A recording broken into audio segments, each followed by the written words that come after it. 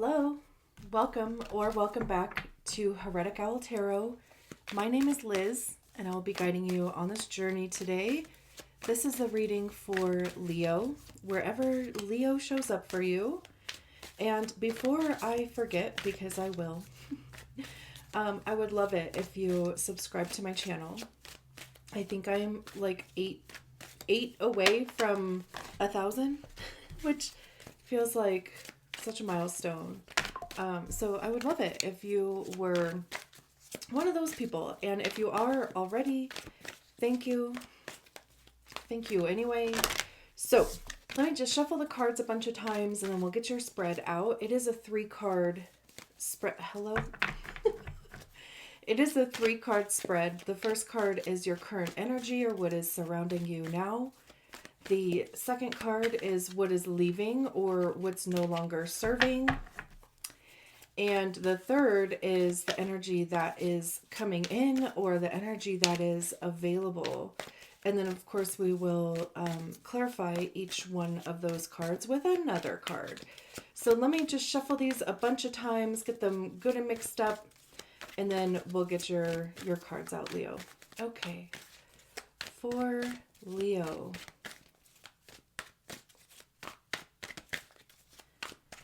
That feels good.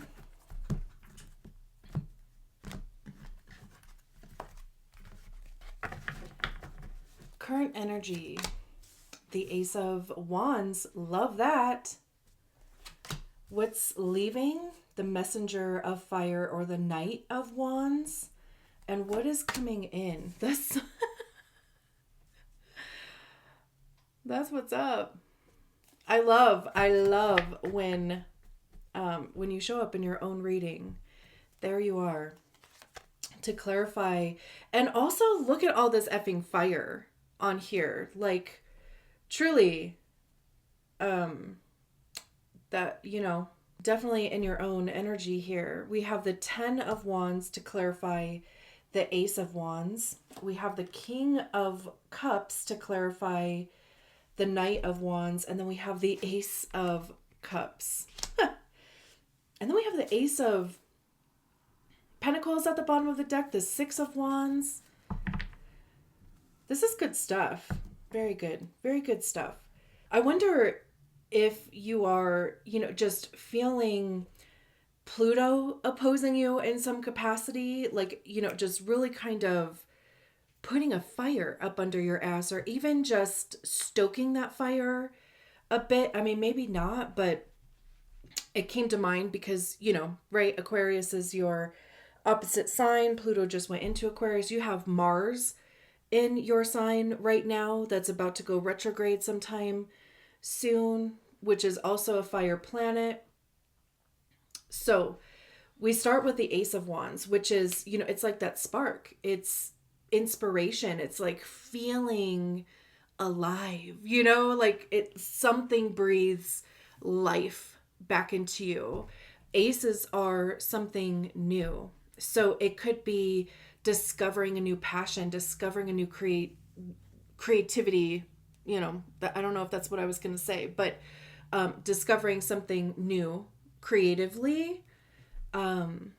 It's like really kind of taking chances, putting yourself out there too, because Wands have to do with the actions that we take. It's the motivation behind the actions that we take, right? It's creativity, it's passion. How are you communicating those things with actions? Are you taking towards those things? And I also see Wands as being information by way of experience, because that's what we get by trying things, right? We put ourselves out there, we see how it goes. What do we like? What didn't we like about it? What stays? What goes? And truly, the only way to discover those things is by trying them. It's interesting that it's paired with the 10 too. So we start, it's like for the beginning and the end. But also, 1 simplifies down, or 10 simplifies down to a 1. So you could be seeing 11. You could be seeing 111, 1111, right? Like maybe just ones around you a lot, or you will, and it would be confirmation. But what's interesting about this 10 of Wands is that there's all of these pieces of paper on fire, right? And to me, that feels like contracts, like soul contracts. It could, of course, be a literal contract.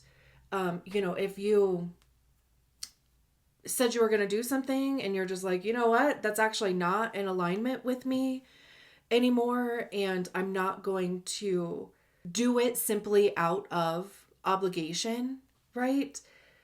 But the I literally just got so like lost in thought. It was like all of a sudden, like I felt like I was just like kind of in a whirlwind for like a second, and I had to like put my feet on the ground. I mean, of course my feet are on the ground, but it's like I had to be intentional to like stop the spinning, I guess, which is just kind of weird. But it could even be too, because I just am recognizing in this card that there's all these books on the floor back here too.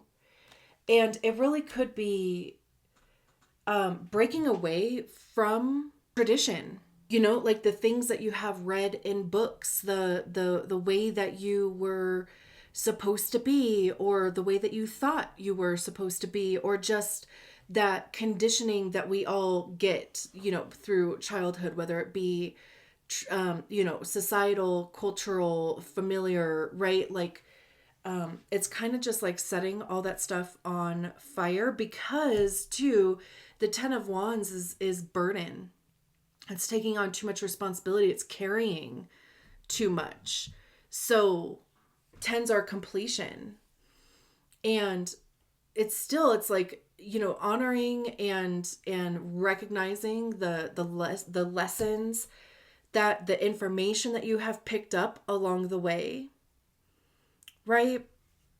But then being like, I'm going to forge a new path, or I'm going to write a new page, or I'm going to write a completely different story with this set of information, right? Which is so interesting. But there is like two starts here, the beginning, and then not necessarily the end, but like the completion and the beginning again. It's, maybe you have been in a cycle of trying many different things. It could even be journaling, right? And then literally setting those pages on fire safely, of course, right? I mean, be safe when dealing with fire. I feel like I have to put that disclaimer out there. I'm sure you already know, but to literally signify that the energy that you poured onto that page, right? It's done. It's finalized. It's burnt up to a crisp. It's not coming back, right? Very interesting. And then what's leaving is the Knight of Wands and the King of Cups. It almost kind of has this feeling of like not wanting to disappoint, or, just because, and I'm only really looking at the imagery between these two cards, because we have this younger, figure here that has a crown of candles on their head. And then we have an older figure, right? I mean, this looks like a grandfather on this card. So that's why, I'm just kind of getting this feeling of like not wanting to disappoint or something, because the Knight of Wands is very adventurous, impulsive, almost too, right? Like they're not going to feel like tied down. I almost kind of think of like fuckboy energy, because when I think about that type of energy, it is there for the fun, right? Like they don't really want anything serious. They present themselves, right? Like in a certain way, like peacocks is coming through. But as soon as there is like a note of seriousness or commitment or obligation or whatever, like they're out. You'll never hear from them again. And there's no remorse for that either, right? They don't feel it's like they don't have the time, they don't have the energy to put into feeling remorseful or, feeling bad or whatever, right? It's because all they're trying to do is have fun. And that can be, of course, a masculine or a feminine. It's not, obviously the term is more, masculine, but we all can be in that energy. And also too, like there is a time and a place to be in that energy, because also like this even kind of feels like through that process, there could have been some emotional growth for you. Like if you have been in the Knight of Wands energy where you're just kind of like la la la, right? There could have been some really big like emotional lessons that you learned there. You could have learned compassion. You could have learned, like a deeper level of compassion. Not to say that you weren't compassionate before, but right, like a deeper level of intimacy, even a deeper level of intuition too. This is in a position of what is leaving though. So it's like you have gotten what you needed to get out of whatever the situation is for you. And it is like more of a time to be intentional. What is also interesting is that we have the King of Cups over in what's leaving and the Ace of Cups in what is coming in. This is true. I mean, the kings are the highest expression of the suit, right? There's nothing beyond that except to go back to the ace. I love that even just the way that this card is illustrated, that it looks like it is looking this way. It's either looking at the Ace of Fire, or since, the next position is what's coming in, it's looking at the Sun card. The Sun card is everything good, right? I mean, it's joy, it's bliss, it's a luminary. It's what makes literal life on Earth possible. Like we would not exist without being in this proximity, right? Like to the sun and spinning at the rate that we do, and all of that stuff, right? So it really almost kind of feels like really coming into yourself. It could even be like rebirth. It could be, again, even like I was saying with the Ace of Wands, breathing new life into something, breathing new passion into something, even if that is like literally yourself, because we have it paired with the Ace of Cups, which is your cup is overflowing. Your cup is full. Whether, I mean, that's you pouring into your own cup. It's you taking care of yourself first and foremost. You putting yourself on that pedestal, allowing yourself to be seen, to show up exactly as you are, right? Like in whatever expression of that for you there is.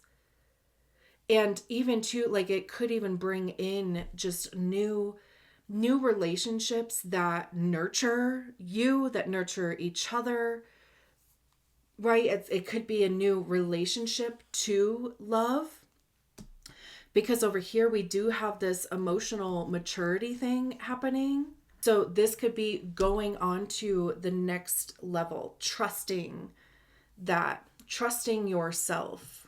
I love this. I think this is beautiful for you, Leo. And especially too, because regardless of where Leo like shows up for you, in your chart, Mars is going to be going retrograde here sometime soon. So, you could be really benefiting from that oomph from Mars. And it's a long, like it's going to, go back into Cancer, and then it'll go direct and go back through Leo again. So, I think this is going until like April or something. So You could just be recognizing over the next few months, like, just seeing things change, seeing yourself blossom and shine, and be fully in your fire nature, you know. I love this. Okay, I'm leaving it there. Thank you so much for allowing me to read your cards. I will talk to you soon. Bye.